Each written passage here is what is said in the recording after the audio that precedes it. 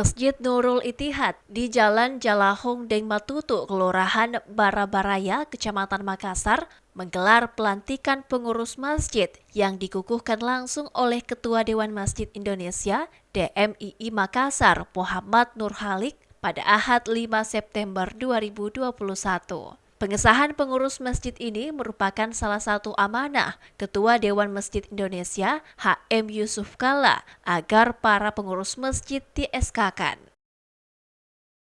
Hari yang bersejarah bagi warga Barabaraya, khususnya jamaah masjid Nurul Ittihad.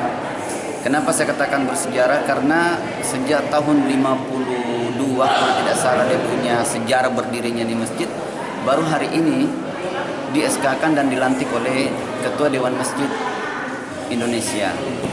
Kenapa? Karena memang dalam anggaran dasar anggaran rumah tangga dari Dewan Masjid Indonesia itu adalah seluruh pengurus masjid dan seluruh masjid adalah anggota Dewan Masjid Indonesia. Oleh karena itu, selama Pak JK jadi Ketua Dewan Masjid Indonesia secara nasional, itu semuanya masjid seyogyanya di-SK-kan oleh DMI.